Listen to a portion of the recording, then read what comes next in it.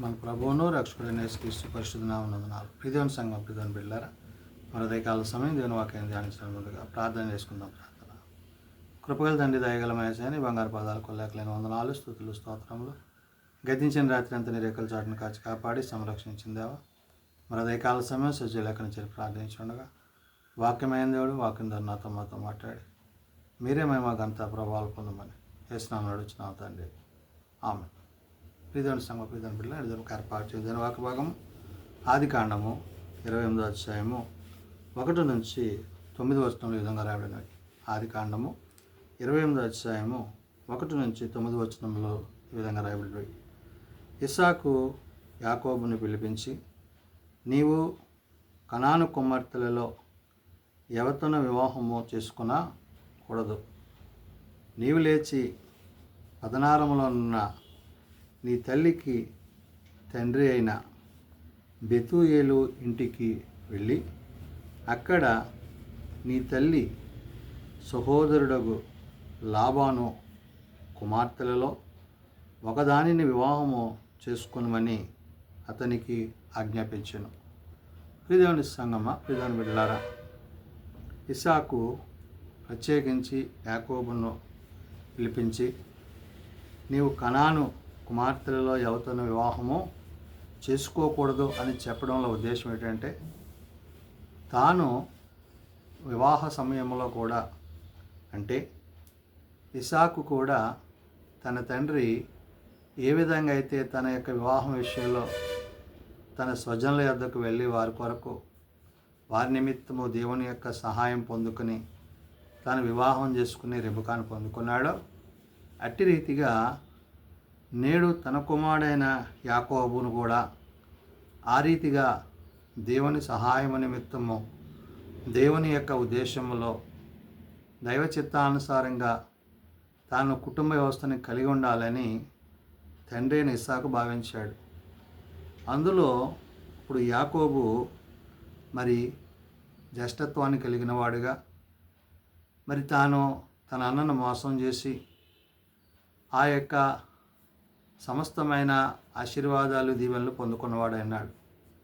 అయినప్పటికీ ఇక్కడ తండ్రి అయిన ఇస్సాకు యాకోబుని పిలిపించి, నీవు కనాను కుమార్తెల్లో ఎవరితోనూ వివాహం చేసుకోకూడదని చెప్పి, నీవు లేచి పదనారములోనున్న నీ తల్లికి తండ్రి అయిన బెతూయేలు ఇంటికి వెళ్ళుము అంటున్నాడు. అంటే నీ తల్లి యొక్క తండ్రి ఇంటికి వెళ్ళి అక్కడ నీ తల్లి సహోదరుడగు లాబాను, అంటే నీ మేనమామ ఉన్నాడే, అడిగి వెళ్ళి లాబాను కుమార్తెలలో ఒక దానిని వివాహం చేసుకోమని అతనికి ఆజ్ఞాపించాడు.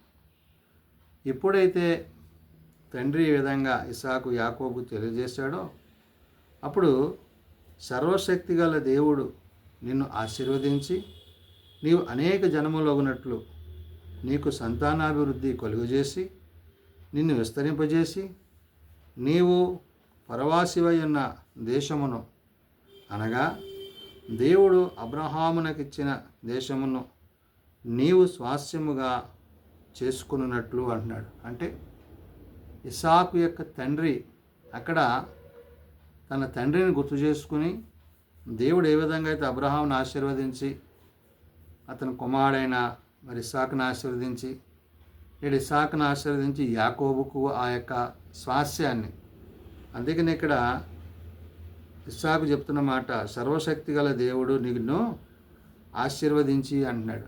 ఎవరైతే మమ్మలను, మా పితరులను, మా తల్లిదండ్రులను ఆశీర్వదించారో అదే దేవుడు నిన్ను కూడా ఆశీర్వదించను అనే విషయాన్ని యాకోబుతో చెప్తూ, నీవు అనేక జనములగునట్లు నీకు సంతానాభివృద్ధి కలుగజేసి నిన్ను విస్తరింపజేసి అంటున్నాడు. అంటే ఇవన్నీ కూడా దేవుని యొక్క చిత్తములో, దేవుని యొక్క ఉద్దేశములో జరుగును కలుగుననే విషయాన్ని చెప్తూ, నీవు పరవాసివైన దేశమును, అనగా దేవుడు అబ్రహామునకు ఇచ్చిన దేశమును నీవు స్వాస్యముగా చేసుకొనున్నట్లు అంటున్నాడు. దేవుడు తాను ఏదైతే తన బిడ్డల కొరకు ఇవ్వనై ఉన్నాడో ఆ పొందబోయే దాని విషయంలో అక్కడ మరి ఇస్సాకు ఈ విధంగా మాట్లాడినప్పుడు, ఆయన నీకు అనగా అక్కడ అన్నాడు, ఆయన నీకు అనగా నీకును నీతో కూడా నీ సంతానమునకును అబ్రహామునకు అనుగ్రహించిన ఆశీర్వాదమును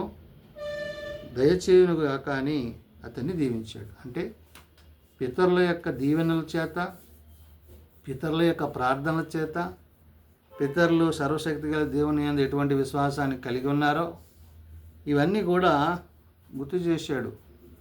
ఎందుకంటే దేవుని సహాయం చేత, దేవుని చేతనే జీవించాలనే విషయాన్ని ఇస్సాకు యాకోబుకు చెప్పి యాకోబును పంపివేశాను.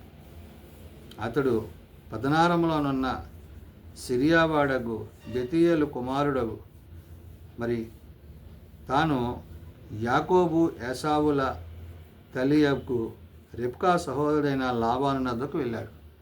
మరి తండ్రి చెప్పినట్టుగా తాను ప్రయాణమై మరి యాకోబునకు పంపివేసిన తర్వాత యాకోబు ప్రయాణమవుతూ పదనారం చేరి అక్కడ సిరియావాడగు బెతూయేలు కుమార్తెయగు మరి రెబకా యొక్క సహోదరుడున్న లాబాను దగ్గరికి అతడు వెళ్ళడం జరిగింది. వెళ్ళి ఏమంటున్నాడు, ఇస్సాకు యాకోబును దీవించి పదనారములో పెళ్లి చేసుకొని వచ్చుటకై అతనిని అక్కడికి పంపి ఉన్నాడు.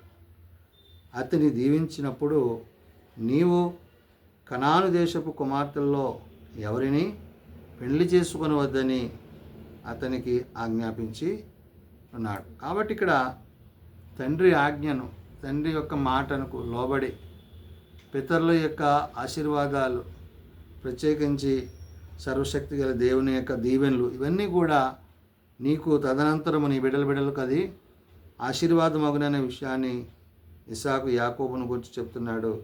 కాబట్టే నీవు కనాను దేశం కుమార్తెల్లో ఎవరినో పెళ్లి చేసుకొనవద్దని అతనికి ఆజ్ఞాపించిన నీవు. ఇవన్నీ కూడా మరి లాబాను వద్దకు వెళ్ళి తన విషయాలు చెప్తున్నాడు. అయితే యాకోబు తన తల్లిదండ్రుల మాట విని పదనారమునకు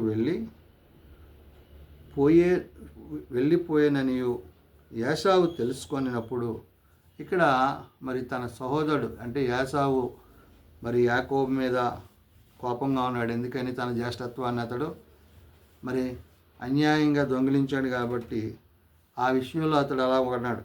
అయితే ఇదిగాక కనాను కుమార్తెలు తన తండ్రి అయిన ఇస్సాకునకు ఇష్టురాండ్రు కారని ఏసావునకు తెలిసినప్పుడు ఏసావు ఇష్మాయేలు వద్దకు వెళ్ళి తనకున్న అనగా భార్యలుగాక అబ్రహాము కుమారుడైన ఇష్మాయేలు కుమార్తెయు నెబాయేతు సహోదరియునైన మహల్లాతును కూడా పెళ్లి చేసుకున్నాడు. ఇక్కడ ఇష్టాన్ని, తండ్రి చిత్తాన్ని, తండ్రి ఉద్దేశాన్ని తిరస్కరించిన వాడుగా మనం చూడగలం. దేవుని మాటకు లోబడ్డాడు, దేవుని ఉద్దేశానికి లోబడ్డాడు యాకోబు. మరి సహోదరుడైన యాసావు మాత్రము తాను ఎప్పుడైతే ఆ యొక్క ఆశీర్వాదాలు దీవెనలు కోల్పోయాడో ఇప్పుడు తన పరిస్థితి ఎలా ఉందంట. ఇదిగాక కనాను కుమార్తెలు తన తండ్రి అయిన ఇస్సాకునకు ఇష్టురాండ్రు కారని ఏసావునకు తెలిసినప్పుడు, అంటే తండ్రికి ఎవరైతే ఈ కనాను కుమార్తెలు ఉన్నారో వారి విషయంలో తండ్రికి ఉన్న అభ్యంతరాన్ని ఎరిగి కూడా దాని విధంగా మరి ఆలోచన చేయడం అనేది సరైనది కాదనే విషయాన్ని గుర్తు చేస్తూ ఏసావు ఇష్మాయేలు వద్దకు వెళ్ళి, ఇష్మాయేలు అంటే మరి అది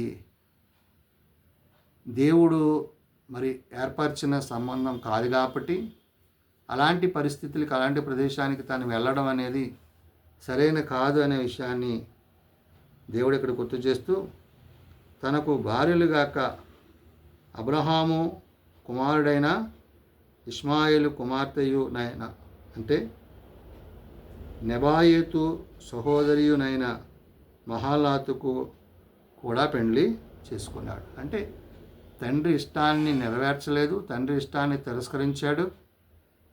పోయి మరి దాసి యొక్క సంతానానికి సంబంధించిన వారిని మరి తండ్రి యొక్క ఇష్టాన్ని తిరస్కరించిన వాడిగా మరి ఆనాడు మరి ఏదైతే ఏసావు చేశాడో అది తండ్రికి చాలా వేదన, కోపాన్ని పుట్టించింది. ఎందుకు ఈ విషయాలన్నీ ఇక్కడ రాయబడినాయి అంటే, తండ్రి చిత్తాన్ని ముందు సర్వశక్తి గల దేవుని యొక్క ఉద్దేశాన్ని కలిగి ఉండాలి. దేవుని చిత్తం లేకుండా, దేవుని ఉద్దేశం లేకుండా మరి ఇతరమైన ఆలోచనల చేత, అనాలోచిత ఆలోచనల చేత మరి వివాహాలు చేసుకున్న ఎలాంటి పరిస్థితులు ఏర్పడతాయో అనే విషయాన్ని పరిశుద్ధాత్మ దేవుడు ఈ వచనాలను బట్టి తెలియజేశాడు. కాబట్టి యాకోబు మరి తండ్రి మాటకు విని లోబడి తన ప్రయాణమయ్యాడు. మరి ఇక్కడ ఏసావు మాత్రము తండ్రిని తిరస్కరించిన వాడిగా తాను తీసుకున్న నిర్ణయాలు సరైనవి కావనే విషయాన్ని పరిశుద్ధాత్మ దేవుడు గుర్తు చేస్తున్నాడు. ప్రార్థన చేసుకుందాం. ప్రేమ నమ్మకం కలిగిన మా తండ్రి, కృప కలిగిన దేవ, నిజమైన ఆయన, నీ చిత్తమందు, నీ ఉద్దేశమందు, నీ ఆలోచనలందు, నీ తలంపులందు జీవించుటకు, ప్రవర్తించుటకు ఆనాడు నీవు నీ బిడలైన అబ్రహామును, తన తర్వాత తన సంతానాన్ని ఇస్సాకును, తర్వాత యాకోబును నువ్వు ఏ విధంగా అయితే దీవించి ఆశీర్వదించి నీదేలో మనుషులదేలో వర్ధల చేసావో, నేడు మాతరమంది మమ్మలను కూడా అటు రీతిగా నీ యందు మమ్మల్ని ఆశీర్వదించి దీవించమని ప్రార్థన చేస్తున్నాం. అవును నాయన, నీకు ఆయాసమును దుఃఖమును కలిగించుకున్నట్లు నీ చిత్తం ఏమైనదో ఎరిగి గ్రహించి ఆ ప్రకారం జీవించుటకు మాకు నీ సహాయం దయచేయండి. ఎవరైతే బలహీనలు ఉన్నారో వాళ్ళని బలపరచండి. ఎవరైతే రోగులు ఉన్నారో వాళ్ళని స్వస్థపరచండి. హాస్పిటల్స్ వద్ద, ఇండ్ల వద్ద పడి ఉన్న వారిని ముట్టి లేవనెత్తి పరిపూర్ణమైన ఆరోగ్యం చేత ఇంట చేర్చి మీరే మహిమ పొందండి. చిన్నబిడ్డలు, యవనులు, పెద్దలు, వృద్ధులు ప్రతి వారిని పేరు పేరున దీవించి నీ కృపయందు కాపాడమని నేడదిన వాక్యం చేత నువ్వు నాలో మాలో మా అందరితో మీరే ఉండి మహిమ పొందుకొనమని, దీని పరిచర్యలో తోడైండమని, నీ సన్నిధి తోడ్పాటు, నీ తోడు దీవెన మాకు దయచేయమని, మీరు అక్కడికే మమ్మల్ని సిద్ధపరచమని యేసునామమున అడుగుచున్నాం తండ్రి. ఆమేన్. పరలోకమందున్న మా తండ్రి, నీ నామం పరిశుద్ధపరచబడుగాక, నీ రాజ్యం వచ్చుగాక, నీ చిత్తం పరలోకమందు నెరవేర్చినట్లు భూమి మీద నెరవేరుగాక. మా అనుదినాలను మాకు దయచేయం. వాళ్ళ ప్రార్థన చేసిన వాళ్ళు మేము క్షమించున్న ప్రకారం మా ప్రార్థనలను క్షమించు. శోధనలో తేకాదు తప్పించు. రాజ్యము, శక్తియు, మహిమయు నిరంతరము నీవే నా తండ్రి.